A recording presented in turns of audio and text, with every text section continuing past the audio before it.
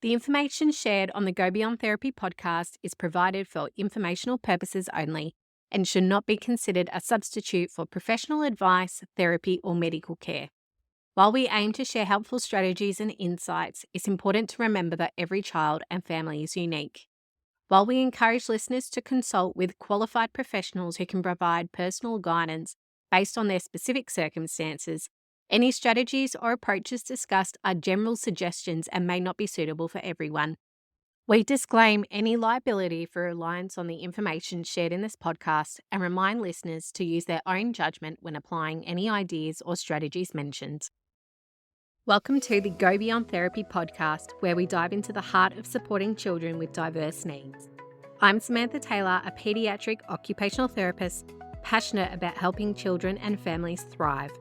This podcast is all about creating a welcoming space for our entire disability community, from families, therapists, disability support workers, and anyone dedicated to supporting children on their unique journeys. At Go Beyond Therapy, we believe in empowering families at every stage. Through this podcast, we'll explore practical strategies and share valuable resources like tools and education approaches that can make a meaningful impact.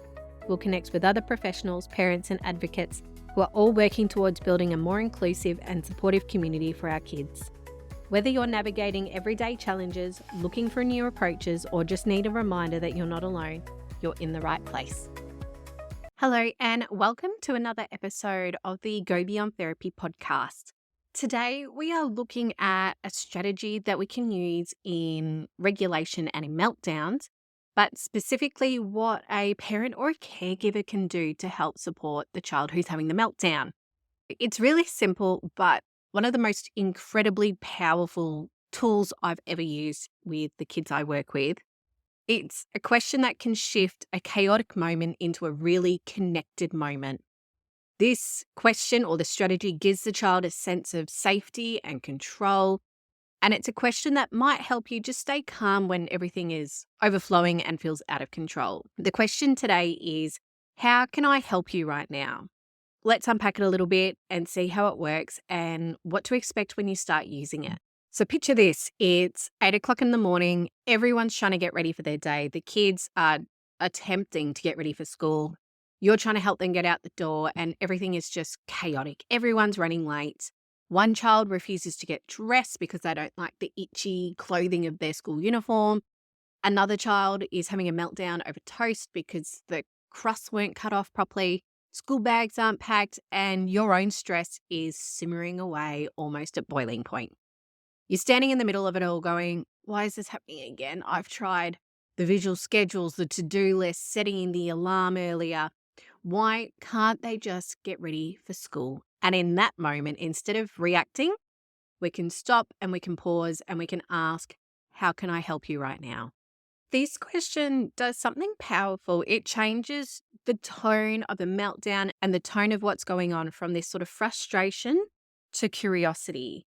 It shifts the role from you as the parent to be from an enforcer to almost a safe base to help the child tap within and see how their body is feeling in that moment and what they need to come out of the meltdown or the dysregulation, because no child likes a meltdown. No child likes to be dysregulated. So if we can help offer that olive branch of, I can see you're dysregulated in this moment, or I can see that you're angry in this moment. How can I help you? How can I help you come out of this meltdown so we can get back on track and get into our day? I find is one of the most rewarding strategies I've found in my toolbox.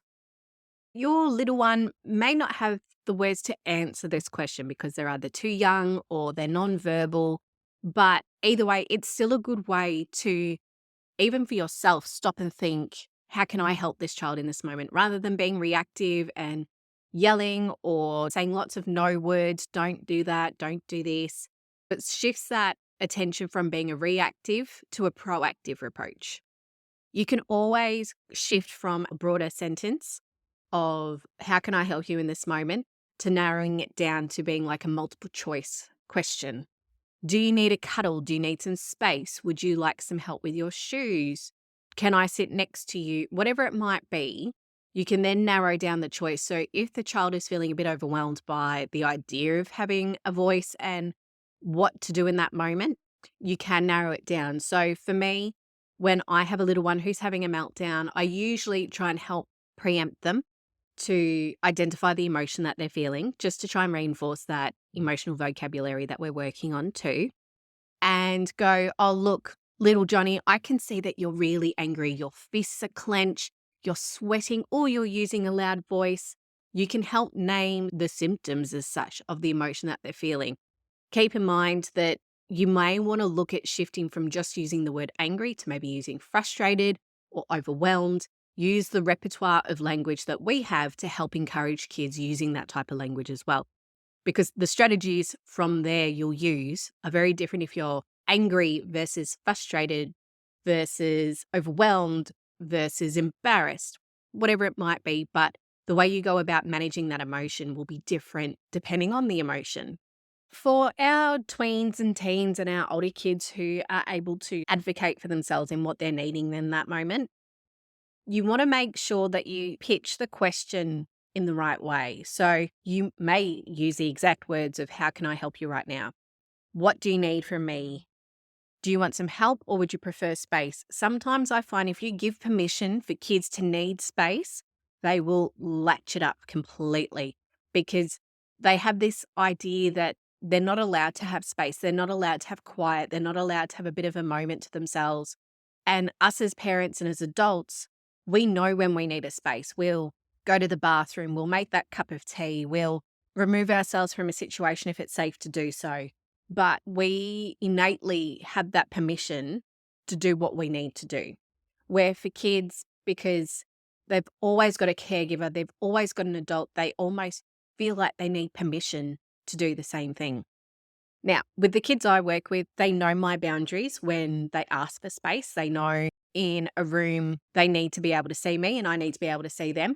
And that's that level of respect, but the big boundaries of, I understand you need some space, but you know I need to be able to see you right now. So I'll respect that. Go sit in the corner, do whatever you need to do, but I need to be able to see you to make sure you're safe. From there, I might tag team and say, no worries, you can have some space from me or some space from the other kids. How about person X goes with you or person Y? Usually it's another adult in the room, but I know that can be a bit tricky if you're at home. It might take some time for their brains to tick.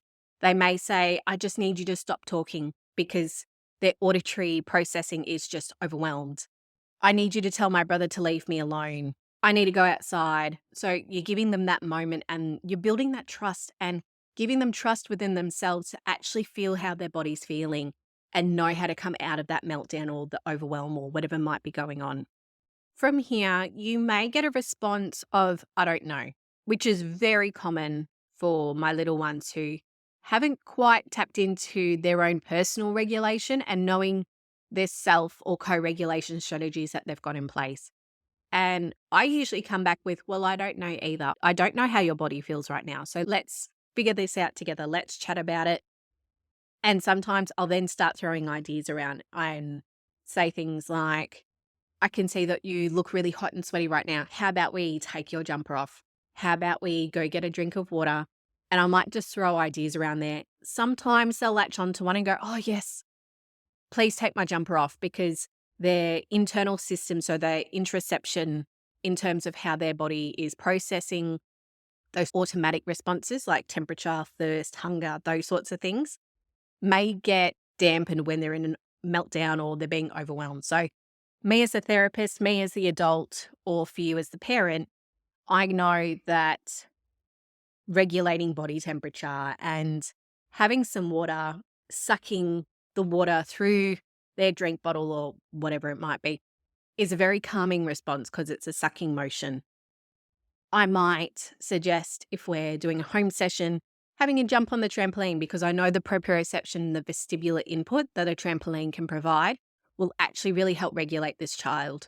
I know they're engaged with it. I know they like this activity, so they will be motivated to go to the trampoline. But me as a supporting adult, if they can't tell me what they need, I'm going to try and attempt to guess what they need based on knowing the child and their sensory profile as such, and knowing what's worked in the past. From here, if you still don't get any sort of response, I do a check-in. So I go, no worries, I can see that you're overwhelmed. frustrated, angry, whatever the emotion might be. I'm going to come back in a minute or two, give you a moment to think about and see if there's something else I can do to help. If not, I'm just going to leave you to have some space so I can still see you, or I will very quietly put some strategies in front of them and see if they will gravitate to them. So I might purposely go get the drink bottle and just place it in front of the child because they may not have the words to be able to tell you what to do or have the words to tell you what they need in that moment.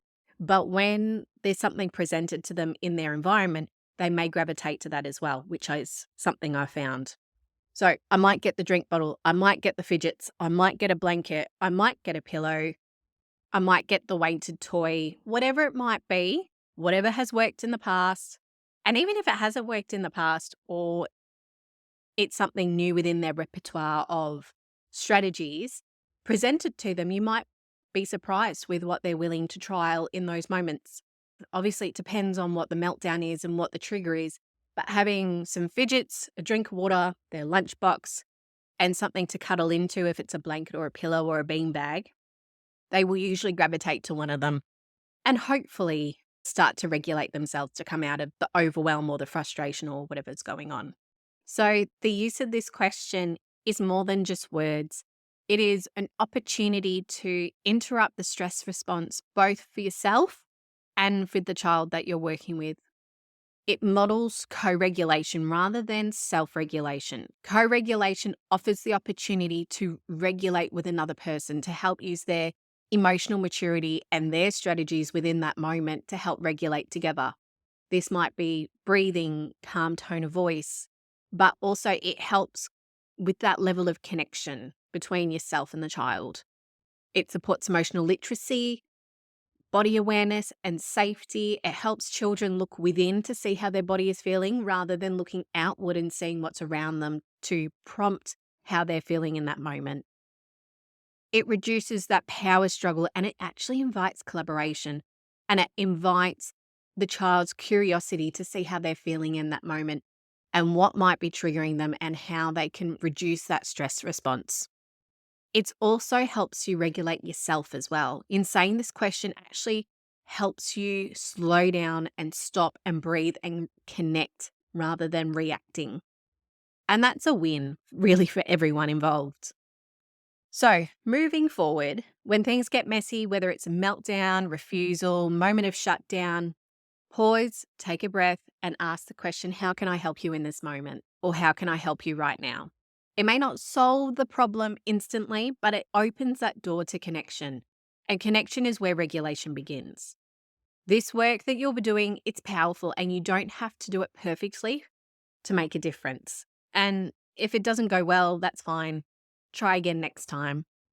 If this episode has resonated with you, feel free to share it with another parent or carer who might need a gentle reminder that we don't always have the answers. Sometimes it's just the best we can do in that moment. And it's always about asking the right questions. Thank you for being here. You're doing an amazing job, even on the hard days. And I'm glad we're in this together. Well, that's it for today. Thank you for spending some time with me. I know life can be full on and I appreciate you being here. If today's episode has resonated with you, I'd love for you to share it with someone who might need to hear it too. And if you want to keep the conversation going, you can find me over at our socials or on our website. Remember, you're doing an incredible job and you're not alone in this journey. Until next time, take care and be kind to yourself.